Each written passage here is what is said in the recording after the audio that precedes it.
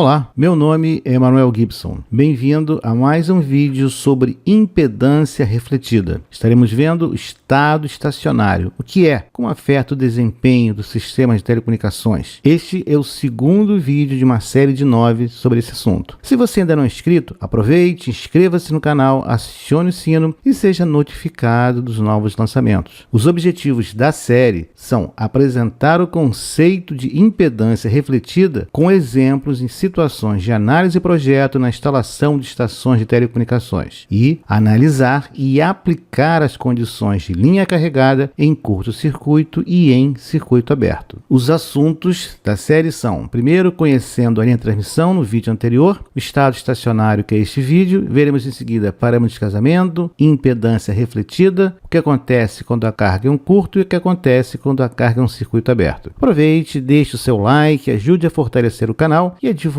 o conhecimento em nosso próprio idioma. Obrigado. O objetivo deste vídeo é apresentar o conceito de estado estacionário em linhas de transmissão e analisar o comportamento do sinal na linha sob tal condição. Para isso, veremos os seguintes assuntos: o estado estacionário, a taxa de onda estacionária e algumas considerações. Vamos começar pelo estado estacionário. O que é o estado estacionário em uma linha de transmissão? Diferente do que se possa pensar, estacionário não quer dizer estático, parado. Estacionário, na verdade, implica em não existirem transientes, pulsos. Em telecomunicações, uma situação estacionária implica em uma condição que se mantém ao longo do tempo, mesmo variante no tempo, e mesmo com variações não perceptíveis. Você deve ter visto a experiência de uma corda que tem uma ponta presa a uma parede e você começa a balançar a corda da outra extremidade. Inicialmente, se você fizer a frequência correta, você verá que a corda parece deslocar em direção à parede. E chega uma hora que tem um retorno. E uma hora, se for bem feito, parece que a corda fica parada,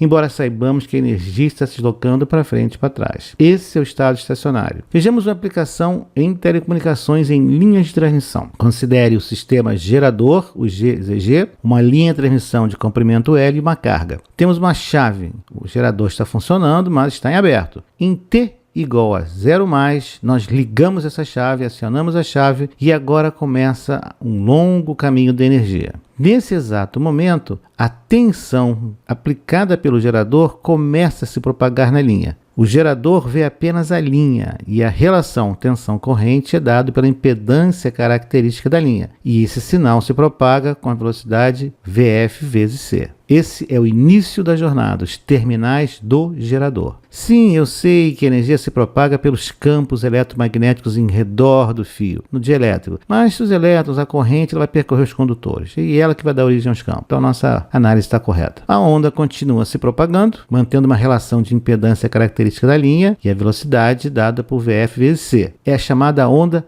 progressiva. Observe que nesse instante o gerador desconhece a carga. O sinal não chegou até a carga ainda. A velocidade de deslocamento da linha é VF vezes 3 vezes 10 metros por segundo. Não é uma viagem tranquila. A primeira surpresa acontece quando o sinal atinge a carga. Durante todo o trajeto, a impedância característica é a relação tensão e corrente na linha. Quando a carga é atingida pelo sinal, ocorre uma reconfiguração. Na situação mais comum, vai ocorrer um descasamento e uma reflexão. Vai surgir um sinal refletido, um sinal de tensão refletida. Veja na figura uma onda incidente que é V+, traço cheio, e a linha pontilhada V- é o sinal que retorna ao gerador. Por quê? Devido ao descasamento. A carga não absorveu toda a energia já vindo na sua direção. O V+ é o sinal incidente, o V- é o sinal refletido que retorna para o gerador indesejado e o VT realmente é o sinal transmitido, é o desejado. Sim, em uma situação ideal, todo o sinal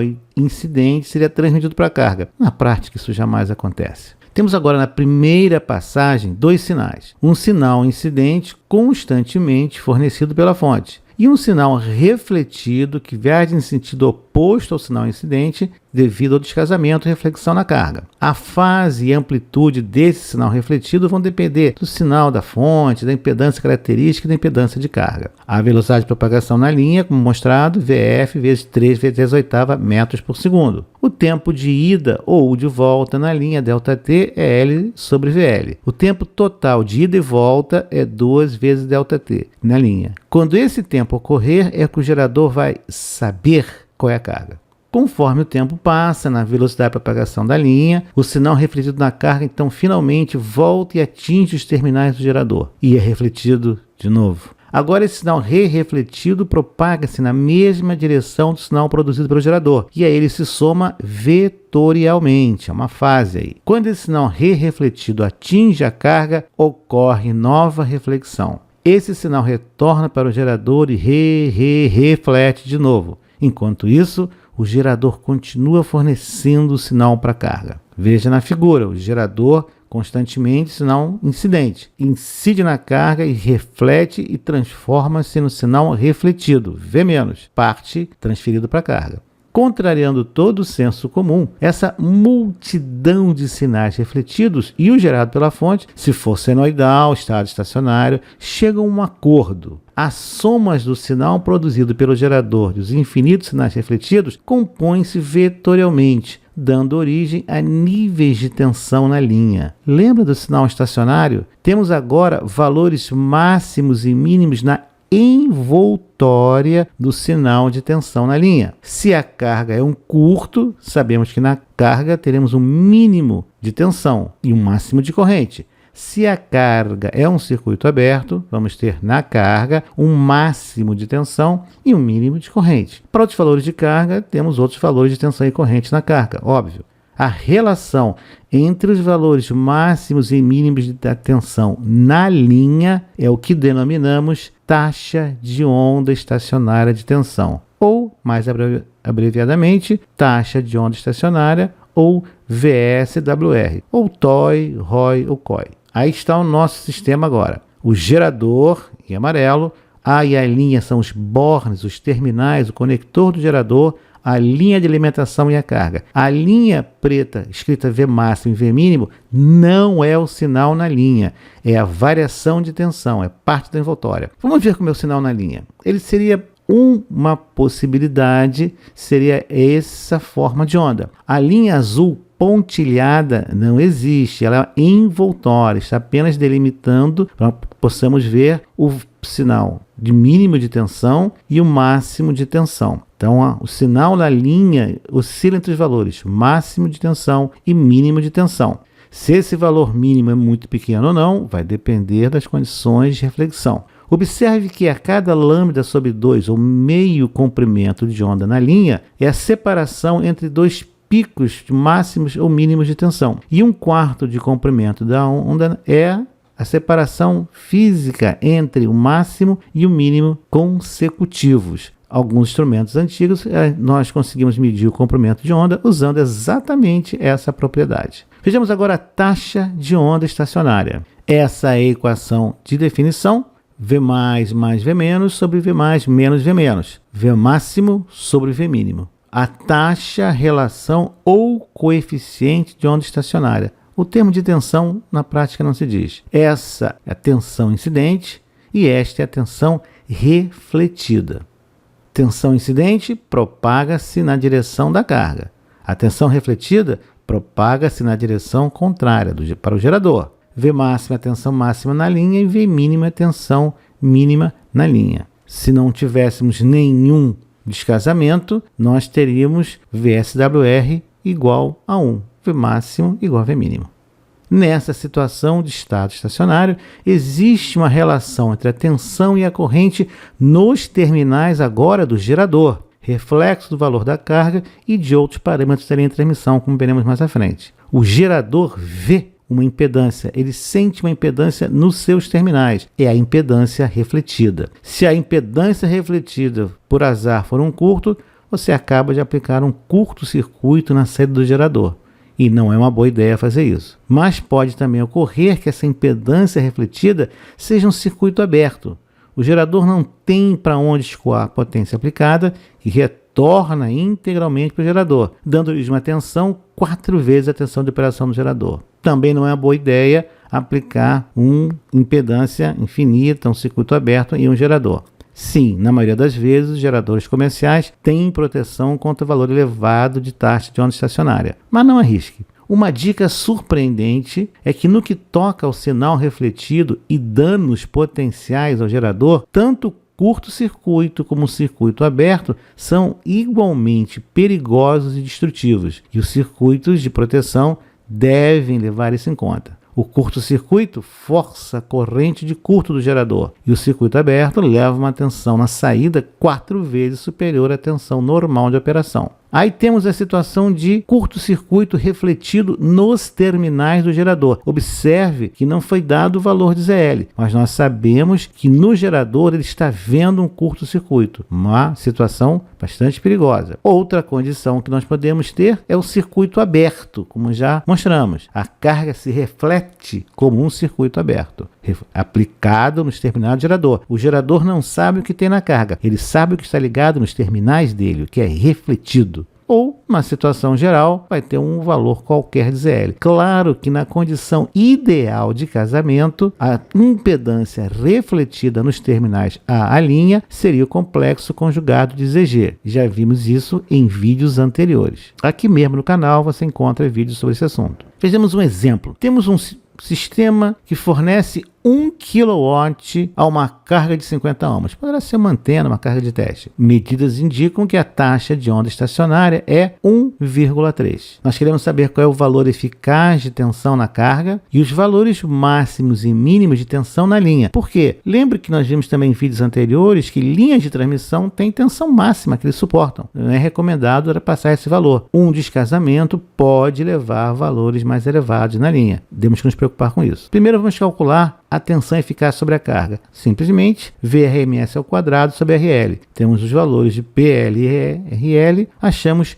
223,61 volts. Estamos considerando, claro, um sinal senoidal com uma certa frequência. Por exemplo, uma emissora de radiodifusão em FM, algo em torno de 90 a 100 MHz. Para o cálculo das tensões máximas e mínimas, nós vamos utilizar as equações de definição. Temos aí um conjunto, duas equações e duas incógnitas. PL, RL e VSWR são dados. Quais são as nossas duas incógnitas? V+, tensão incidente, e V-, tensão refletida.